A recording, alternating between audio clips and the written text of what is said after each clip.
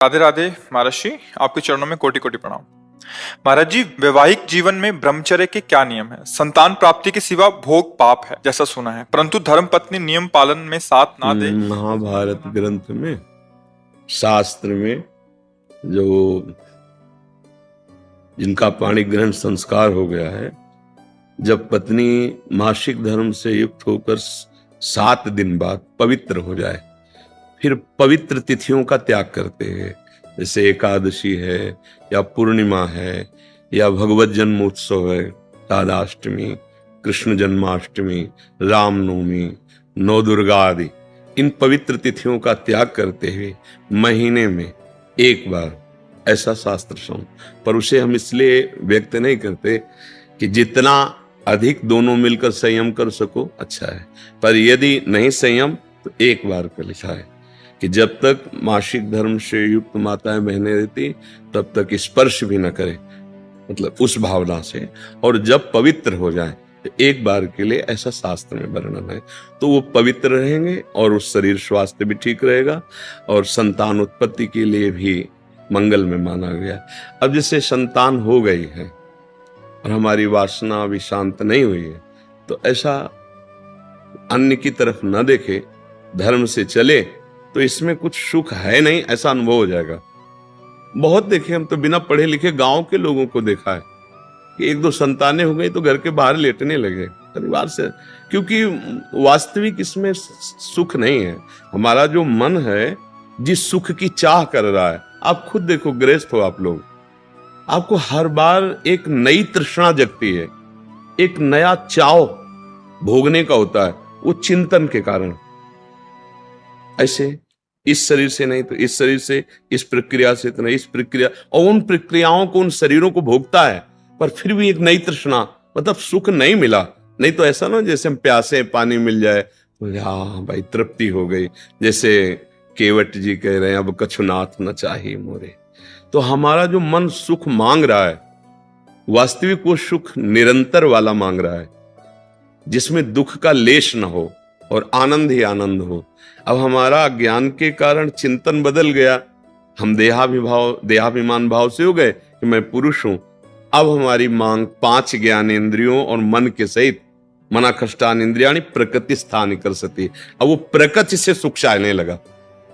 हर इंद्रिय अब हमारी प्रकृति भोग में, और इसका नाम भगवान ने गीता में रखा है दुखालयम अशाश्वतम। तो हर भोग का अंतिम परिणाम खाली हाथ, अशांति और भारी भोग तृष्णा। जो जितना भोगता है उतने कामी होता जाता है।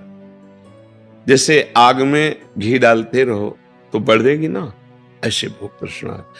तो अपनी भोग तृष्णा हम पूरी त्याग नहीं सकते, इसलिए हमारे को प्रवृत्ति मार्ग मिला है, गृहस्थ धर्म, पाणी ग्रहण संस्कार, धर्म पूर्वक पत्नी को स्वीकार करके दोनों एक दूसरे की मनोवृत्तियों को मिलान करें, धर्मयुक्त, अर्थात एक दूसरे से प्रेम बनाए हुए आजीवन, अन्य दूसरे का कैसी भाव से।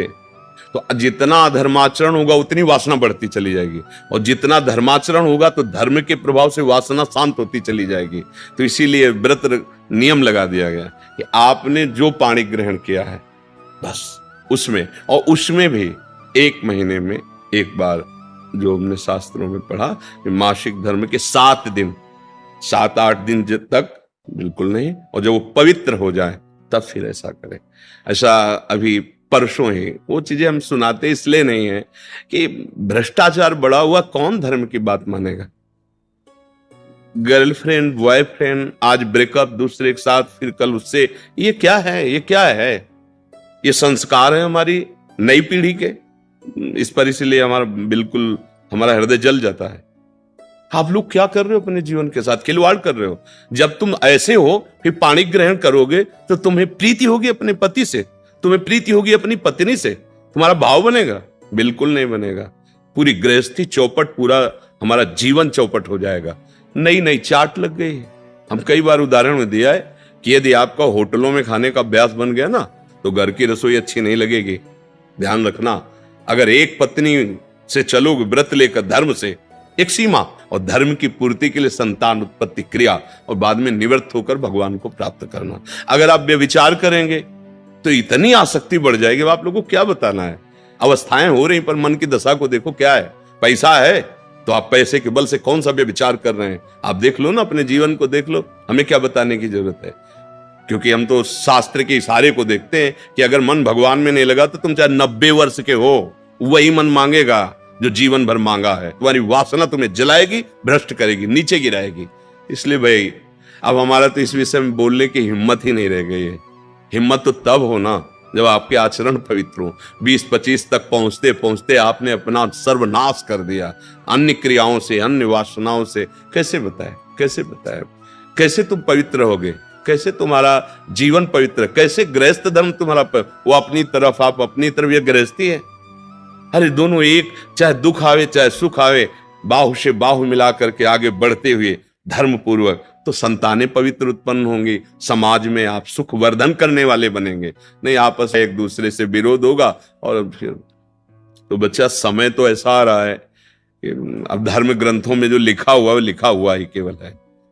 विदुर जी महाराज के वचन है कि जब स्त्री मासिक धर्म से पवित्र हो जाए तब पुरुष संतान उत्पत्ति की भावना से, अब मान लो संतान उत्पत्ति नहीं चाहिए, अब वासना है, तो अन्य जगह जाने की जरूरत नहीं है। आपने धर्म पूर्वक दोनों ने स्वीकार किया है, वहां कोई पाप नहीं होगा। अन्य जगह पाप हो जाएगा, अन्य जगह बुद्धि भ्रष्ट हो जाएगी। और अगर दोनों मिलकर धीरे धीरे इसके रहस्य को जान जाओ, किसमें सुख नहीं, अंतराय बढ़ाते चले जाओ, तो दोनों महात्मा हो जाओगे, दोनों भगवत प्राप्ति के योग्य हो जाओगे। ऐसे चला है। देखो प्रीति में सुख है, प्रीति में सुख है। वास्तविक देखो, जब आपको किसी से प्रेम हो जाता है वास्तविक, वो काम चीज अलग है, चेष्टा अलग है, काम चेष्टा, काम क्रिया, प्रीति। तो प्रीति में उसके दर्शन से, संभाषण से, उसको खिलाने से, पिलाने से, उसको सुख देने से एक हृदय में विशेष आनंद आता है। अपने प्यारे को सुखी देख करके एक सुख आता। अब यहां क्या है, अपने प्यारे से प्यार नहीं है, स्वार्थ खेल रहा है, वासना खेल रही है। आप देखो ना, नहीं ऐसा नहीं हुआ है। अगर ऐसा भी हुआ है कि पाणी ग्रहण संस्कार हो गया, फिर पति के पैर टूट गए या किसी तरह, तो पूरे जीवन तन मन से वो उसको सहयोग किया है और लोकों पर विजय प्राप्त की, पुण्य लोकों पर विजय प्राप्त। अब क्या आप स्वस्थ हो, आपके पास अगर उनकी मनोकामना पूर्ण करने लायक अर्थ नहीं तो वो आपकी नहीं, वो आपकी मनोकामना के विपरीत हो तो वो आपकी नहीं। ये कोई प्रेम है, ये कोई धर्म है, ये कोई बाजार की वस्तु है। आज का समाज भगवान बचावे, हमारी मति गति के तो परे है, पर आप सब हमारे घर के हैं, आप हमारी आत्मा हैं, इसलिए हम सलाह देते हैं, जो हुआ सो हुआ, अब सुधार लो। ऐसे आचरणों से किसी को ना यहां शांति मिलेगी ना परलोक में शांति मिलेगी, बिल्कुल नहीं। ये सब अधर्माचरण है। धर्म पूर्वक चलोगे तो निश्चित जो एक योगी को परमात्मा मिलता हो आपको मिल जाएगा, क्योंकि आपका मार्ग प्रवृत्ति मार्ग है। धर्म पूर्वक पाणी ग्रहण संस्कार करो, अतिथि सेवा, साधु सेवा, परिवार सेवा, समाज सेवा, देश सेवा करते हुए भगवत प्राप्त हो। दोनों की बात है, लक्ष्य दोनों का भगवत प्राप्ति, मंगल है, धर्म है। तो अपने अपने धर्म से चला जाए तो आज भी शांति है, विश्राम है। देखो आपको केवल अपनी पत्नी से प्यार हो और उसको केवल आपसे प्यार हो। आप पूरा काम करके आए 10-12 घंटा बाहर से, जब घर आएंगे ना तो देखने मात्र से थकान मिट जाएगी। प्यार का एक व्यवहार, प्यार का एक वातावरण और संबंध नहीं, केवल आप देखने को पति पत्नी हो। तो जब थकित आएंगे तो आग तुम्हारे हृदय जल जाएगा। उसका अलग व्यवहार, उसका अलग व्यवहार, क्या जीवन।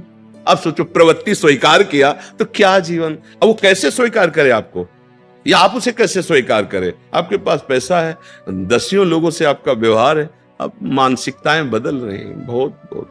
इसलिए अगर मंगल चाहते हो यहां और वहां तो होश में हो जाओ, नहीं हर कर्म का फल आपको मिलेगा। तो देखते हो ना, जेल में आज जाकर जानकारी करो तो आधे से ज्यादा लोग इसी में बंद हैं।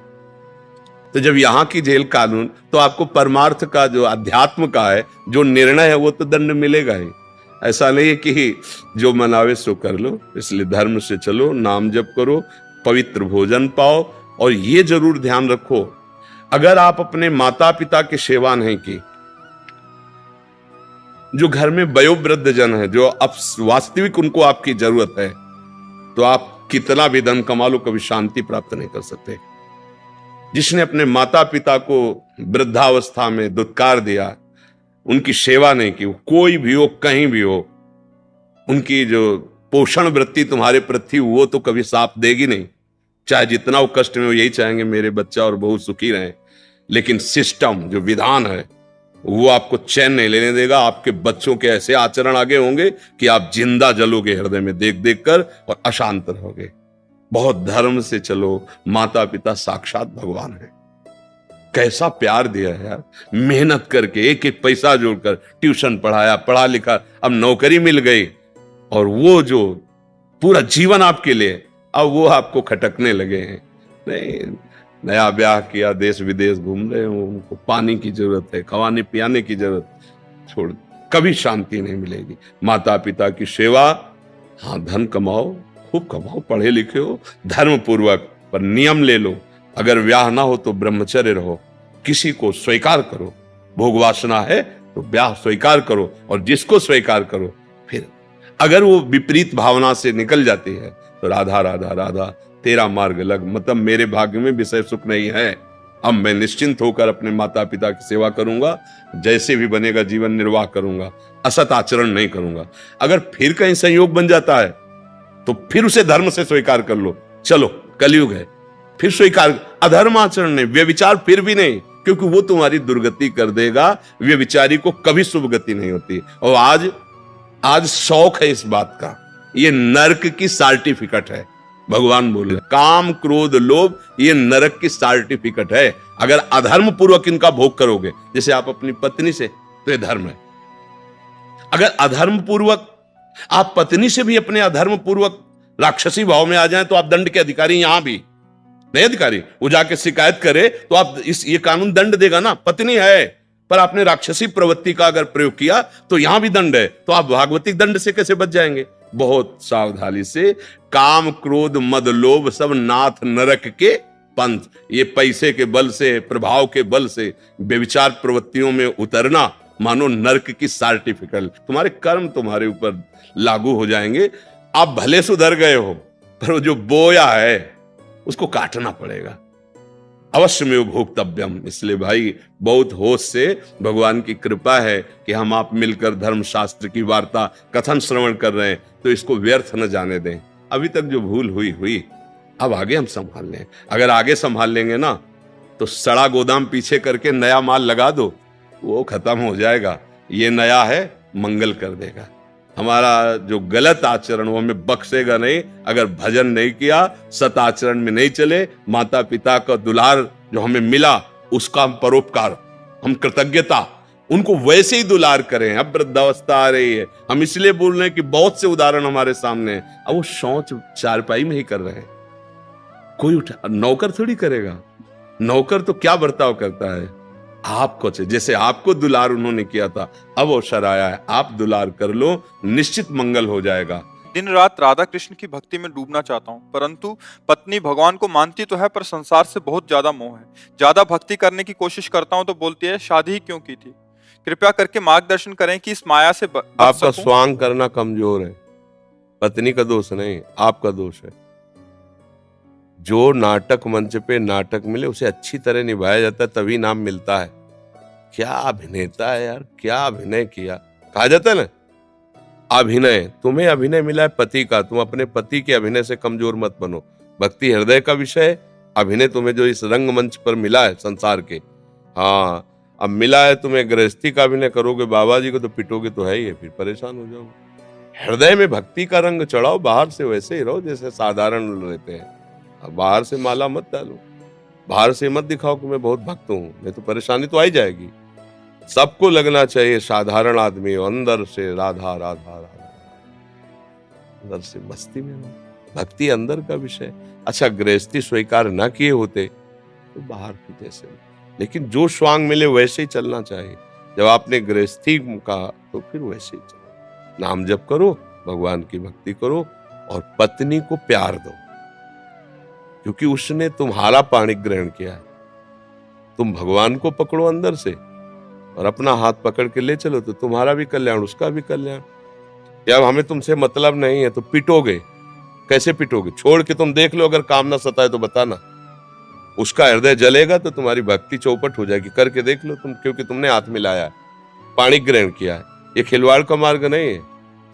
शिष्य बना लेने पर शिष्य के पापाचरण को गुरु को भोगना पड़ता है, ये खिलवाड़ नहीं। तो तुमने तो ऐसे पाणिग्रहण वेद मंत्रों के द्वारा या ब्राह्मण को अग्नि को साक्षी करके या भगवान को साक्षी, कहीं ना कहीं तो मान लो मंदिर में माला पहना तो भगवान को साक्षी किया, घर में ब्याह किया तो ब्राह्मण और अग्नि को साक्षी किया, अगर अदालत में किया तो जज को वकीलों को साक्षी, कोई ना तो कोई साक्षी होता है। तो फिर भैया ये गलत बात है। सही ढंग से चलो तो तुम्हें कभी बाधा नहीं। भक्ति अंदर का विषय। अब हम क्या जप रहे तुम्हें क्या पता? पैंट शर्ट में एकदम बाबूजी बने, उससे बात करो प्यार की। स्वांग तो करना है यार। मंच में थोड़ी देर के लिए पति पत्नी का स्वांग करता है, तुम वो तालियां पीटते हो, तो तुम जीवन नहीं कर सकते स्वांग में। तुम अपने स्वांग में कमजोर क्यों? वो जान ही ना पाए। वो यही कहे कि सबसे ज्यादा प्यार। ऐसे ही सबसे मिलो, भाई से भाई की तरह, पिता से पिता के पुत्र की तरह, बहू से बहू की तरह, बहन से भाई की। तो आप ही देखो, सबके प्यारे बनोगे ना तो भगवान ही तो सब में बैठा हुआ, वो तुम्हें प्यार करेगा। और अभी देखो तुम खुद कह रहे हो कि करना तो चाहता हूं पर कर नहीं पाता। क्यों? क्योंकि स्वांग गड़बड़ है। अभी स्वांग सही करो, अभी ठीक हो जाएगा। अरे तुम भक्ति को तुमने क्या नाटक समझ रखा है क्या? एकदम जुल्फे काट के मुस्कुरा के पान खा के चलो, कोई जान न पावे, और अंदर से प्रिया प्रीतम के प्रेम एकांत हुए तो भरभरा के रो दिए प्रभु, और समाज में हुए तो एकदम फिट, एकदम ऐसे। गृहस्थी में हो कोई जान न पावे क्या, और वो जान जाएगी कि तो भजन करने जा रहा है, तो ऐसी माया है सब, फिर ऐसी विपत्ति पैदा कर देगी, भजन वजन सब छूट जाएगा। अभी वो गलत कदम रख दे, तुम भक्ति कर पाओगे? विचार करो। तुम तो समझ रहे हो कि नाम जब से हम धैर्य, वो धैर्य छोड़ दे और गलत कदम रख दे, तुम्हारा क्या होगा? अर्धांग है, जलोगे, परेशान हो जाओगे। बिल्कुल नहीं, बिल्कुल नहीं। राधा राधा राधा अंदर जपो, धर्म से चलो। जो तुम गृहस्थ धर्म स्वीकार वैसे, बच्चे से उसको प्यार दो, उसमें भी भगवान है, पत्नी में भी भगवान, वैसे ही प्यार दो।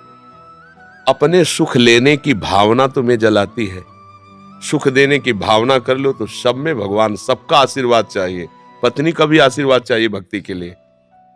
आप उसे प्यार करो, उसमें भी भगवान है। भूल जाना मंदिर में केवल भगवान नहीं, उसमें अगर उसके हृदय में जलन पैदा हुई तो तुम्हारा हृदय जलेगा, पक्का जलेगा, और भजन नहीं होगा। फिर क्या होगा? कुछ नहीं। चतुराई यही कि सबको राजी करके निकल चलो गृहस्थी में रहते हुए। अगर आप ब्याह नहीं किए होते तो फिर आपको मार्ग दूसरा हो कि अगर ब्याह कर लिया भैया ना, फिर गलत हो जाएगा। नाटक से भाग गए, डायरेक्टर एक पैसा नहीं देगा तुम्हें। ये इस पूरे मंच का डायरेक्टर श्री कृष्ण है। तुम्हें जो सेवा दी है वैसे ही चलो, तभी आनंद रहेगा।